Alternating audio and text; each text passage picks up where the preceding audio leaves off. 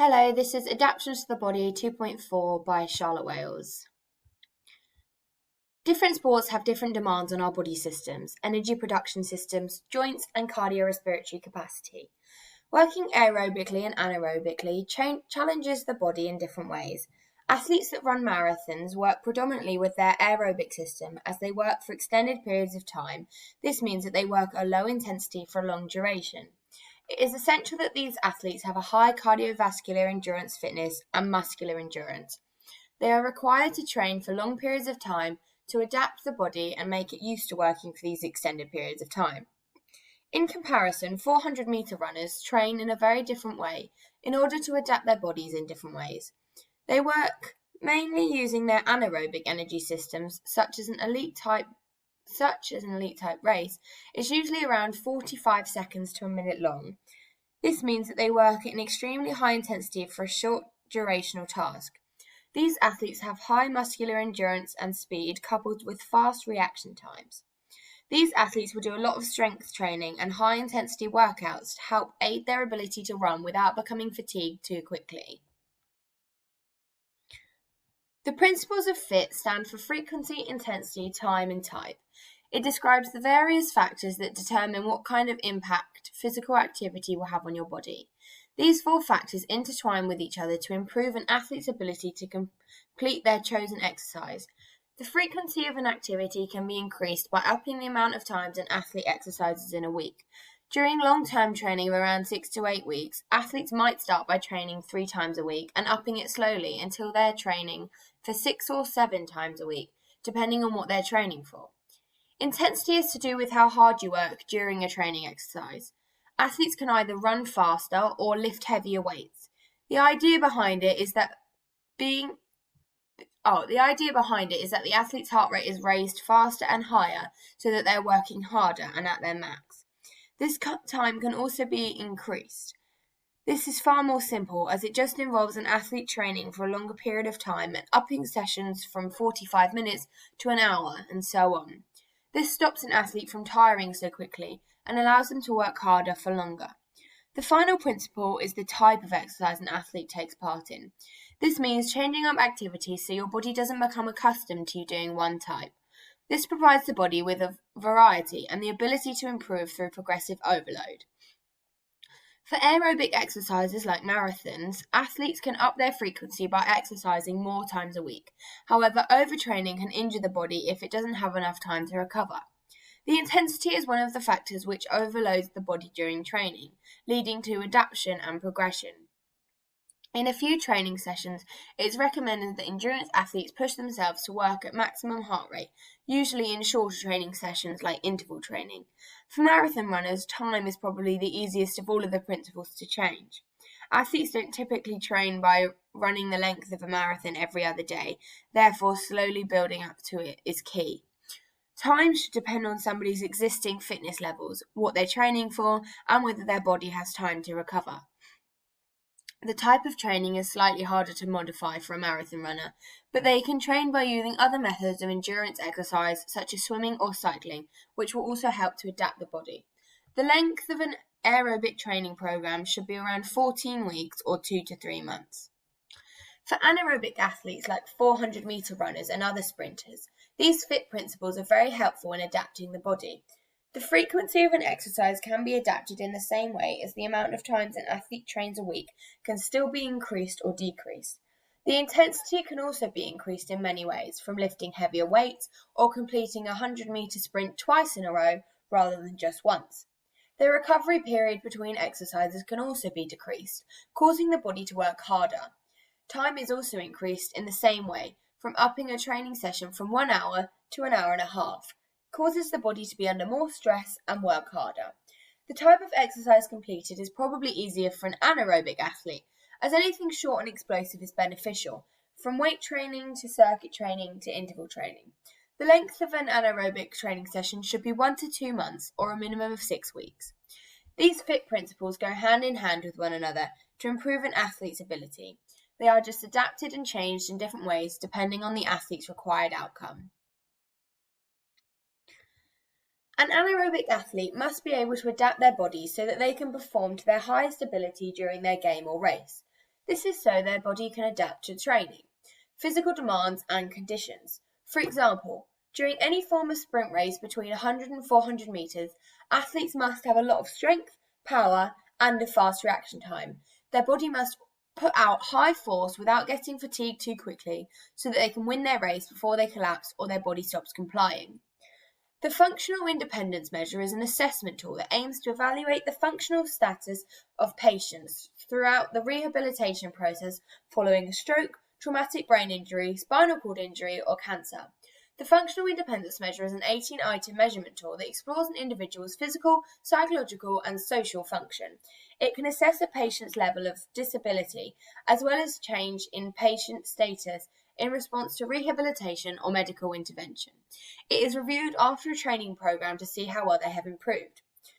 Regular exercise has been proved to improve many diseases or conditions such as heart disease, diabetes, and asthma. The cardiovascular system does not go through many adaptations during anaerobic training.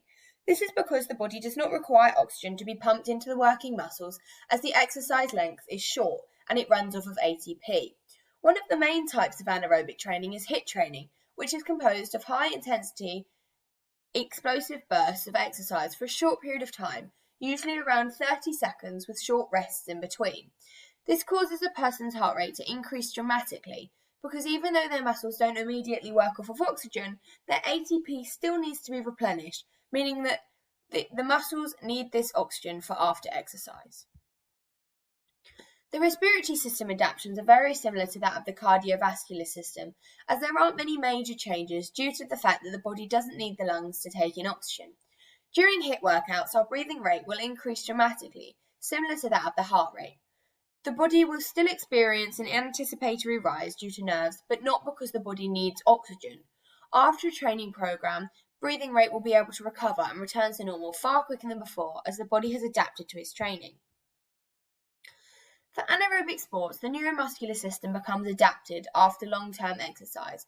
The first type of adaptation is that of motor units. The ability of a motor unit to fire lots of impulses into certain muscles all at once requires a lot of energy. This can be improved with strength and power training, as it requires maximum activation of a specific muscle to create this wanted force. When muscles are working to exert maximum force, for example, when completing a 1 rep max, the body is forced to use all of its motor units in that specific area. For anaerobic exercise, the body must recruit fast glycolytic motor units and fast oxidative glycolytic fibers. Another adaptation that happens to the neuromuscular system is a neural pathway transmission efficiency adaptation. This involves cellular adaptations, which are changes within the cell structure. For example, an increase in the size of mitochondria. There are also modifications of neurotransmitters, alterations in reflex and chemical and biochemical responses.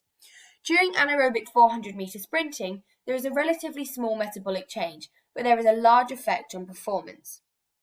A third adaptation to the neuromuscular system is nervous inhibition. Training decreases nervous inhibition, which is responsible for the central nervous system to feedback sent from the muscle tissue. This nervous inhibition stops the muscle from overworking and potentially ripping itself apart, as the muscle is put under strain if it isn't accustomed to usually. This can also be referred to as hypertrophy or hyperplasia adaptation, as it results in the increase in growth of muscle cells, as well as increased number of cells or muscle fibers, therefore improving muscle size and definition. Hyperplasia is the increase in number of muscle fibers. It is unsure whether adaptation to exercise results in this greater number of muscle fibers, or whether it is down to an increase in the muscle fiber size. Proprioceptors also become more sensitive to stretch and respond to changes. Elite athletes will adapt their training specifically, depending on what sort of event they take place in.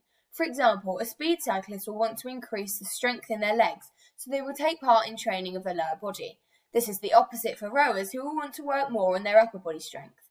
The athletes will use the FIT principles to specialise in their chosen area.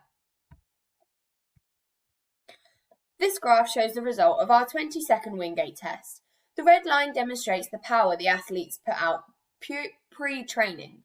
The line is slow to increase, it then peaks and slowly begins to decrease as the athlete begins to struggle. The black line above demonstrates the most ideal results an athlete would produce. The reaction time is much quicker as it reaches a higher peak power faster. The power levels then don't drop as low as they can work at a higher intensity for longer. These sorts of results could be achieved after an athlete takes part in a training program. For elite athletes like 100 or 200 meter runners, the ability to have a faster reaction time and be able to work at a higher intensity for longer allows them to not fatigue during their race and have a greater shot at winning. The anaerobic energy systems are the ATP, ATP-PC and glycolytic systems. Over extended periods of training, these are adapted to become better at providing needed energy sources. The anaerobic enzymes needed to catalyze the reactions increase, especially in the fast-twitch muscles that control the anaerobic phase of glucose breakdown. There is usually an increase in the intramuscular levels of ATP, meaning there is more ATP readily available in the muscles for explosive actions. Another adaptation is that there is an increased amount of phosphocreatine, which helps to support these short bursts of high-intensity exercise. There are a decreased store of triglycerides, meaning that the body is burning and losing fat. Obviously, this means those with an active lifestyle have less stores of triglycerides than those with a sedentary lifestyle. The fitter your body becomes throughout the training, the higher your lactate threshold becomes. As shown in the top left graph, the athlete's OBLA is at around 4 millimoles and starts to affect the athlete's performance levels. When exercising, the lactic acid buildup lowers the pH in the blood, causing enzyme activity to be inhibited and producing muscle fatigue and pain. The grey shaded area represents the lactic threshold. This is where the system switched from aerobic to anaerobic. The lactate threshold is the maximal effort or intensity that an athlete can maintain for an extended period of time with little or no increase in lactate in the blood. The more elite an athlete is, the fitter they are, the higher their lactate threshold will be. Athletes want their threshold to be higher, as it means they're able to use their glycolytic system for longer. Sprinters especially would want to delay the use of lactic acid system. If they use their ATP-PC system, they won't fatigue as quickly, and they can run at a maximum pace. Through training, athletes are able to delay this because oxygen is used to break down lactate into carbon dioxide and water, preventing this lactate from entering the blood. Low lactate threshold can be due to not getting enough oxygen inside your muscle cells, inefficient lactate buffering, the muscles and the heart being inefficient at extracting lactate from the blood, and not enough mitochondria in the muscle cells. For anaerobic athletes, the best way to stop accumulation of lactic acid is to train continuously around 90% of maximum heart rate for 20 to 25 minutes, as this improves the body's tolerance to lactic acid. Therefore, when they come to complete the accumulation of lactic acid after 60 seconds, it will be significantly less. Basal metabolic rate, or BMR, is the number of calories required to keep your body functioning at rest. BMR is also known as your body's metabolism, and the higher your muscle mass, the higher your metabolic rate, as your body burns more fuel. Therefore, if your body adapts to its exercise and increases its muscle mass, body fat will be reduced and you will burn more calories. Athletes train to increase their BMR, as it means they burn more energy even when being at rest. To test the body's ATP-PC energy systems, we took part in a Wingate test experiment, which is anaerobic. The athlete has to cycle at the fastest pace possible for 20 seconds. In theory, the first 10 seconds will be using up the ATP-PC system before our bodies had to start working anaerobically. The glycolytic system is usually used for around 2 to 3 minutes, but during this test it was only used for 10 seconds. This was proved as the participants said that the first 10 seconds felt quite easy, and then the task became very hard and tiring. Before and after the test, we measured the blood lactate. Before exercising, the body wasn't moving or respiring anaerobically, so the blood lactate levels were low at 1.5 millimoles. During the test, lactate was built up in the blood as it is built up by the muscles during anaerobic exercise. At the end of the test, the results had climbed to 9 millimoles. If this test was repeated after an anaerobic training program, then it would be expected that the post results would be much lower levels of lactate, and the athlete would find it much easier.